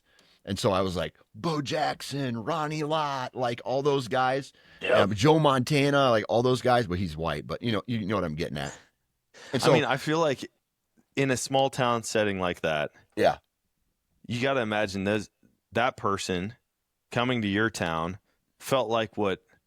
Have you ever done like an international mission trip, like to Central America? no, I've not. Okay, dude, you go to like Central or South America and you walk around and everyone, I mean, like I had longer hair Mm-hmm. one mission trip I went on, and I mean everyone, like the whole community is here, and they're like pulling my hair and just like, what? Like blonde hair, like long blonde. I mean, it was Yeah, just so foreign to them yeah, that people looked the way that I look. exactly. Exactly. And yeah, so So now it's common, right? Though, right? I it's mean, just yeah, when you're not used to something, it right. stands out a lot more. Exactly. So, and then you start to when you grow up in certain environments, you hear about the stereotypes. Okay? And the stereotypical types of people, I'm sure black people had like the way they thought of or would envision the stereotypical white man. And dude, this is no joke, or the stereotypical white trash. Because this is part of this story. Yeah. So I'm driving down to Louisiana, and then I have to cross into Mississippi, right? And I cross the river into Mississippi, and this is no joke, dude. This is no joke. I cross this bridge, and there is a black dude selling watermelon, drinking a malt liquor 40, and he's selling a truck full of watermelons and eating a piece of fried chicken all at the same time. That is not a lie. That is not a lie. That is the truth. So I was just like, holy shit. Holy shit. They come from a real place, right? I ran out. Dude, I ran out of gas. Never. I'm not joking, man. Release this. This sounds like the most racist. It's not thing. racist, and here's why it's not racist. Dude, I get it. I get that it happened. That is. But what I'm getting at is you got to let me finish the story before you say, right? And so I stop at this gas station to fill up my truck, or fill up it was my truck at the time. And I'm filling up, and I hear around the corner, psst, hey, boy, psst, hey. And I'm looking around, I can't see anything. And there's this white dude, long, scraggly beard. He's got like the Confederate flag tattooed on his on his arm, skinny. He's smoking a cigarette, just like you. If you were to if we told our kids, hey, dude, draw a picture of what white trash looks like, It would be this it guy. would be this guy. Okay, hey, come here, and I'm just like, oh shit. Like, I don't want to go behind this gas station. Dude, I do not want to go behind this gas station. And he's like, hey, come here. So I'm like, okay, here I go. This last time people are going to see me, right? I go around, and this guy's like, you like arrowheads, man? I'm like, no, I don't really collect them. I think they're interesting, kind of, but I don't need any. Well, man, check these arrowheads out. And like half of them weren't arrowheads. It was this old cigar box with maybe like one arrowhead and maybe a handful of gravel in it. And I'm just like, no, man, I think I gotta go. Gotta go. And he's like, hey man, see these weed eaters? And he had like 5 weed eaters in the back of his how this truck ran, I had no clue. But he's like, hey man, you like weed eaters? I'm like, nobody likes weed eaters, dude. No one collects weed eaters. I don't want a weed eater. He's like, they don't run, but if you give them a little TLC, they're going to work just fine. They're going to work just fine. I'm like, dude, number one, I don't need a weed eater. Number two, I don't need a weed eater that doesn't run. Yeah. And then finally, he just asked me for $5 so he could get gas in his truck because he was struggling. Right. And so you had both of the most stereotypical. This was in a matter of minutes. So, it's like, hey, when everybody gives a Southern accent, they do it in a way that makes the person seem like an idiot. Right. Oh, yeah. Like, for hey, sure. Hey, man, pass me that Mountain Dew. I bet you the dude had a Mountain Dew in his truck. He was getting ready to like crush. Yeah. Right. But here's where the thing no one talks about. Right. We just talked about the stereotypical black dude. We talked about the stereotypical white trash. Did you know that white trash people love fried chicken? Did you know that white trash people drink malt liquor? Did you know that white trash people eat watermelon? And I'm sure out there's a black dude that loves collecting arrowheads. Oh, yeah. So these stereotypes are funny because they're true, but at the same time, there's so much crossover that it's all like, dude, I love fried chicken. I don't like malt liquor, but I love fried chicken. And you know what tastes good with fried chicken? Watermelon, dude. Period. I love it. And I'll say it out loud. Dude, I think people just associate one. It's funny how just saying something now is racist. Yeah. Like, but it's not racist to black people. It's racist to some dipshit white dude.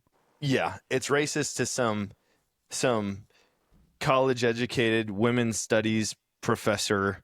Yeah. That you can't even say these words in the presence of someone else. Like, how dare you? Everybody just gets offended about everything, and it's so stupid. Yeah. Yep. I absolutely I hate those types of people. Here's what I like. I like laughter. I like being able, like South Park. Dude, South Park has nailed it for however long they've been out. They make fun of everybody. It's always hilarious. And they take it to the line every single time. And they go over it every single time. Every time. And so if you can't laugh at that, come on. You see how much of a comeback comedy's making right now? Oh, 100%. And it's because people have gotten so politically correct that they have to have some type of outlet for it. 100%. And now it's like, hey, we can all collectively go and laugh at this comedian who is the opposite of what's been crammed down our throat for the last 4 years.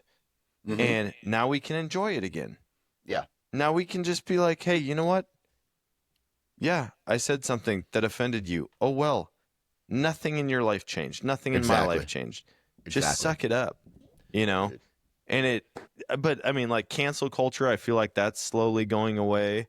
Yep. I feel like the social structure of the U.S. as a whole is just it's on the right track again. Because there's nothing that brings people together better than laughter and food. Period. Laughter, Yeah. laughter and food. If you can make fun of yourself and laugh about it, and then make fun of other people in a way that they laugh about it, Yeah. it brings people together in a way that like handshakes and like politics can and will never be able to do. Oh yeah.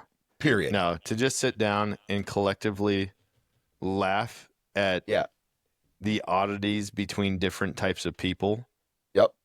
between husbands and wives, between Mhm. children, between old people, between different races. Like, it's the greatest thing ever. Oh, 100%. And you see the comedians who say very controversial things and very questionable things, and Yeah. they're the ones who are taking off right now among Exactly. every category of person. Exactly. And Because we're all fed up. yeah, exactly. And so when I listen to Cat Williams do a joke about white people, I have two options. I can go, "Oh, Cat Williams," blah, blah, blah, blah, right? Or I can go, "That shit's funny because I have people in my family that are just like what you've done, Yeah. what you've said, and that bit." And I'm just like, yeah. And I laugh at, dude. I don't know why, but I don't know. I don't even know what could possibly be said that would truly offend me. I'm sure there's jokes out there that a person could tell that would be like, ooh, where I wouldn't laugh, but I would be like, yikes. Like, that's crazy.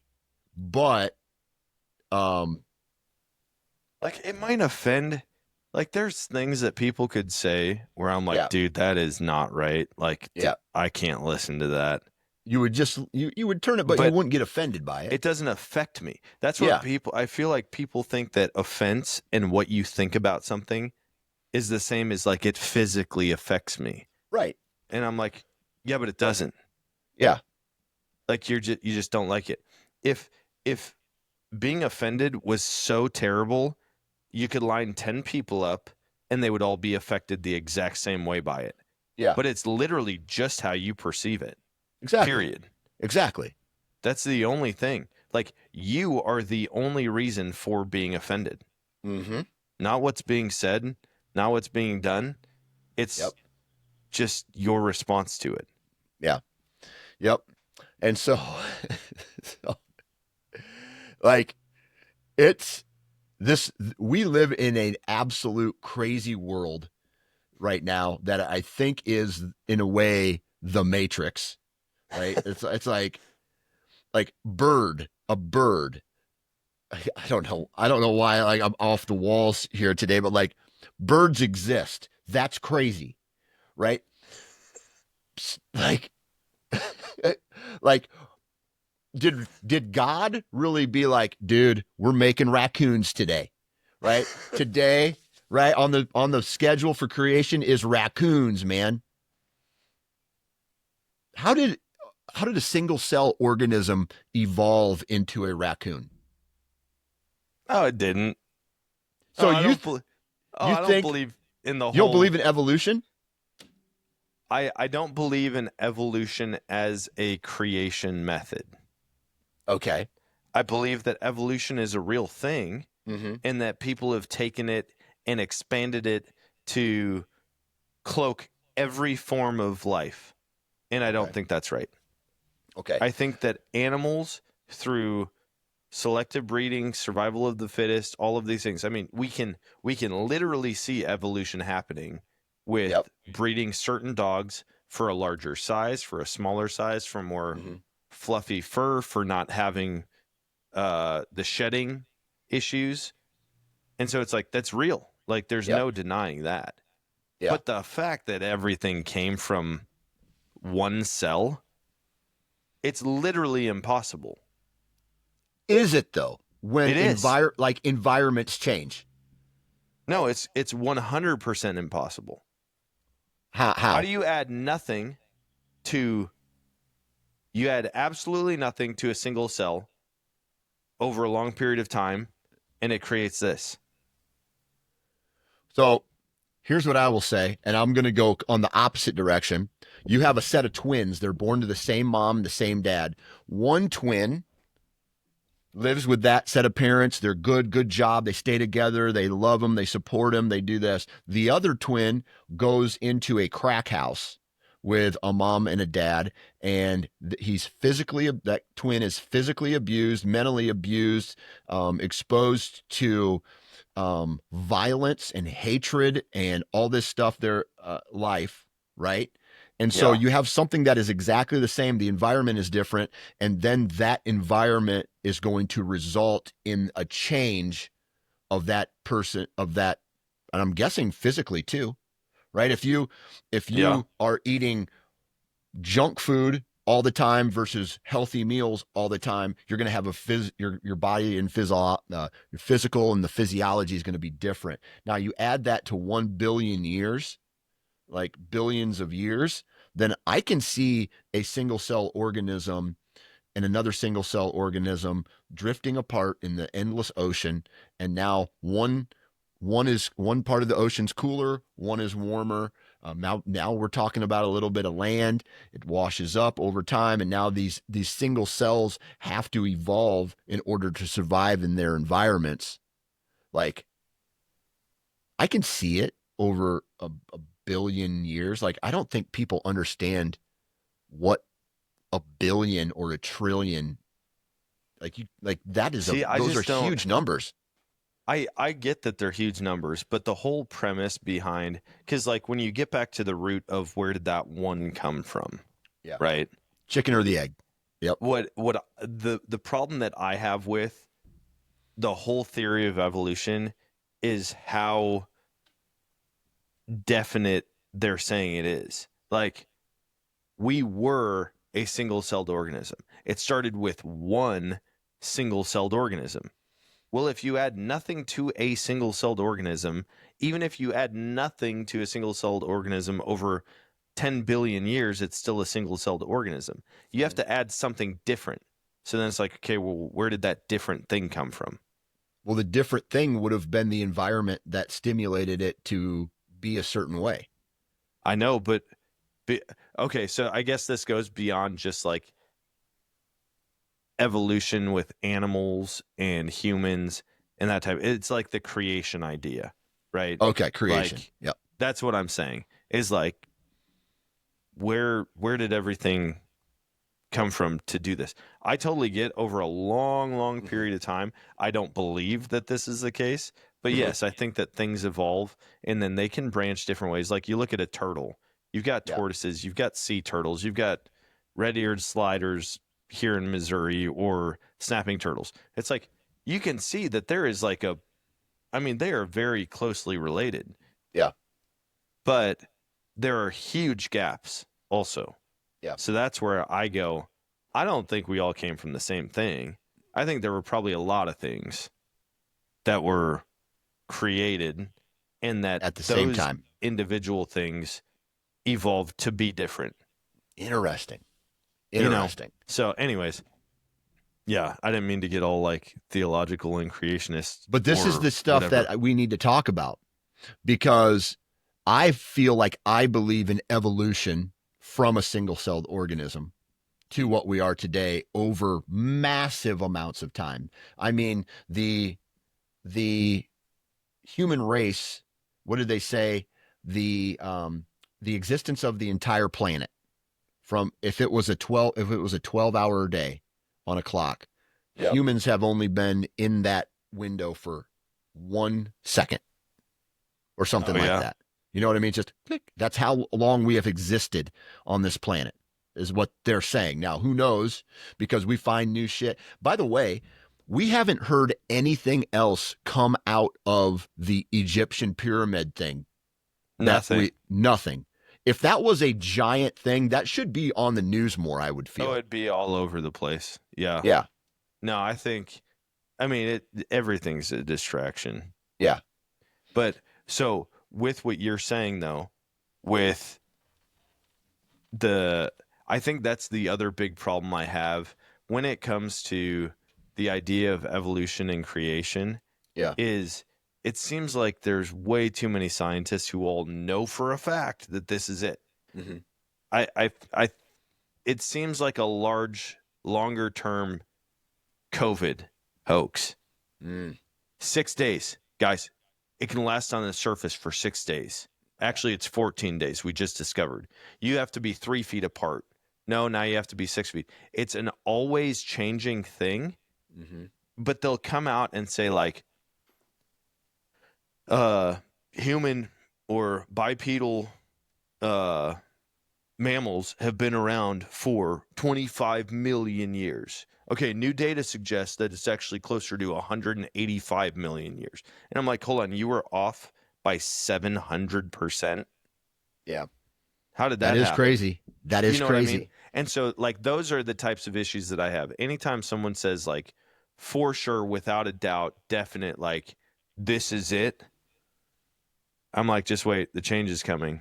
They're gonna rewind that when they realize that the carbon dating is actually off by 14 billion years. I'm like, what are we doing? We're just throwing crap at the wall and seeing if it sticks.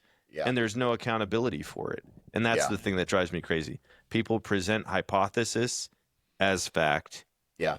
And there's no recourse. I mean there's it's like you either agree or you're a denier. Okay. So let me ask you this. Is religion a hypothesis or a guess, or is that fact? Oh, I think it's 100% a hypothesis. Yeah. Now, I can fully believe in it, Mm-hmm. but I'm never going to go and tell someone like 100% without a doubt, because I mean, Christianity as a religion, it's based on faith. Yeah.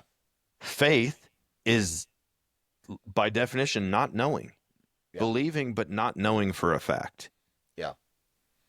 Yeah. And that's where I'm like, that makes more sense to me. You go, hey, I really, really believe this, but I don't have all the answers and I don't know for certainty. But like, I choose to believe it, and here's the reasons why.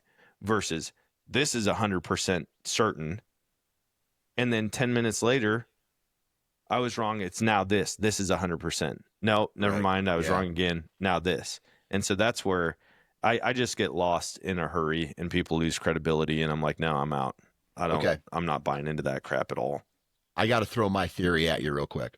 Yeah. Here's my theory about eternal life. Okay. Everybody's like, you go to heaven and all this. And so I am a science guy, but I also am I'm a science guy, but I am also have some belief in religion and consciousness and things like that. All right. Here's my view on this.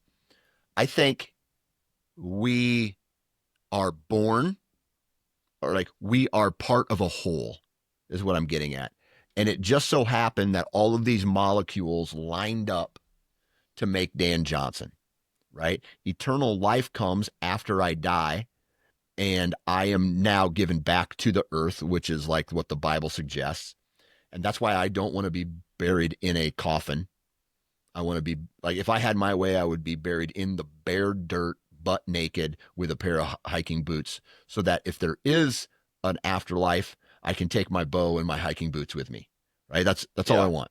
And so I want to dissolve back into the ground so that I can be in the dirt, and that I can grow up into plants, and then that plants then nurtures a bird or a fish, and now I am back living in eternal life because I have given back to that.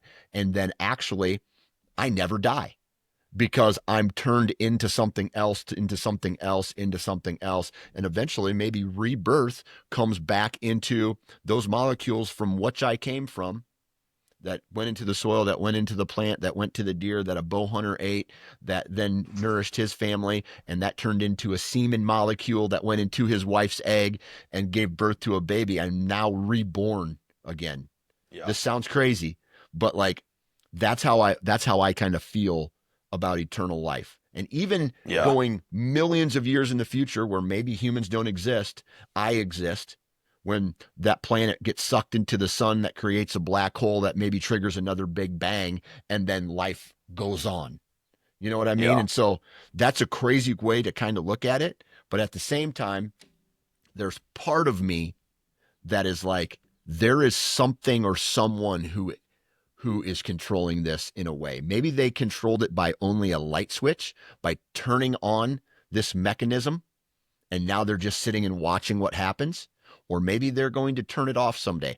I don't know. But I believe that there is something out there that is in control of this and has triggered all of existence to happen. Yeah. What that is, I have not figured out yet. No, I get that. I think you're describing a lot of the chemical side of it, where it's like, I mean, our bodies are here, period. Yes. Yes. Like the molecules that make us up, like we will be part of something else at some point. Yes. I think the consciousness or the spirit or the soul is, because I do believe, I mean, like everything turns back to carbon at some point. Yeah. You know, like the whole world is made of carbon molecules combined with other different types of things. Now, the consciousness and the spiritual side of it, I think, is where the religion comes in. Right. And it's like, okay, the self-awareness that we have, the ability to communicate and better our existence and not just like live, reproduce, die. Yeah. It's like there's so much more to it that has to come from somewhere else. Right. You know? That I can understand. Yeah. I'm going to play devil's advocate about something real quick. Before religion, right? I'm talking about a group of people that had no direction, right? So they needed something to believe in, right? Other than a dictator who's chopping off heads, and people were, fighting for physical survival every day. Yeah. Then maybe someone got a hold of a mushroom and they have an episode or whatever the case is, and a guy has this first idea of something. He's like, holy cow, I'm really sad, and I feel that if I tell other people about this idea that I had, that there is a God who created all of this thing, now I will be accepted into them, or maybe I will get food and water from them because I'm having trouble surviving. Yeah. And so, like evolution, religion and gods and higher powers had to start from somewhere. But because before that, there was no mention of any of that. There's no description of things until people were like people. But what I will say in that own defense is that all peoples, before they were able to communicate with each other, had some form of God, right? Like the Native Americans had the god of the sun and sky. People down in Egypt had the god of the sun. All of the Roman and Greek gods that we grew up reading about, they all came from someplace. And so there is, the one thing is common before people started communicating with each other on different continents, is that there was some kind of higher power. And when you have consistency like that through all of that, that is what I'm really interested in. See, and that's where I'm like, okay, people are like, we don't want to be controlled by something else, right? And yet, at the very beginning of civilization, there is record of something greater, something higher, even though like they're going out and getting their food on their own. Like there's cave drawings, and I mean, it's anybody's guess what it is, but there's something above the people in these cave drawings, right? Essentially a puppet master pulling the strings. And then you have very similar stories of creation before this whole evolution theory came along. You have very similar creation stories across cultures all around the world. And then you have, Jesus, the Son of God, birthed from a woman, but then you also have Hercules in Greek mythology, who is half God, half man, and he comes to save everybody from the evil gods. And so you have all of these things, and the thread is the same. Yeah. The whole idea of it is the same, that there is something greater. We can't do it on our own, so we need the help of a mediator. Another person. Right. Yeah. Yeah. But that middle person has to be greater than us. Otherwise, we could just do it. Yeah. And so you see that across all Lots of civilizations. religions.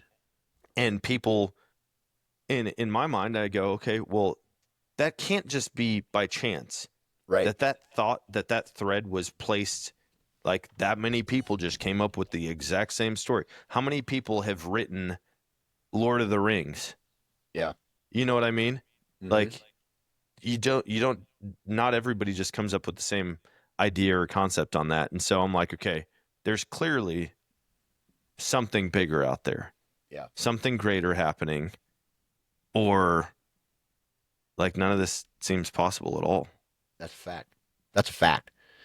And this is a great stopping point, because if we go any step further, it's going to open up another can of worms, and I'm going to start missing meetings, dude.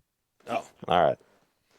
I'll let you go. I got to edit a podcast and send it over to you anyways. So Perfect timing. Dude, great conversation today. We talked about everything again. Oh, and by the way, for those of you who are listening, thank you very much, because every single week we get more and more listeners to the podcast. We're starting to show growth. And so that's a good thing. I feel like there's a bunch of other dumb dudes out there that are like, these guys are awesome. They're brilliant. These guys, we are the idiot, like our family, like we're idiocracy. Oh my God, these guys are awesome, man. Have you heard about them? We can never both wear cutoffs again on this show. We're gonna start making it a habit. How about that? Once a month is cutoff shirt month, no matter what the temperature is outside. One episode a month, just cutoffs. Cutoff Wednesday, whatever. Anyway, go to iTunes, leave a review, or Spotify, or wherever you download this podcast. We would appreciate it. Give it a 5-star review. Also, follow the Instagram feed, 2Ds, One Podcast, and follow us there, comment there. I think at some point here pretty soon, we're going to have enough listeners to do like a, what would you do? What would the Ds do? You send in a question. Hey, Dan, I'm having this problem. What would you do? And we talk about it. We involve our audience. WWDD. What would Dan and Dan do? And something like that. Yeah. So you're going to get horrible advice, but it would be awesome. So yeah, Dan, we'll see you later. All right. Have a good one, man.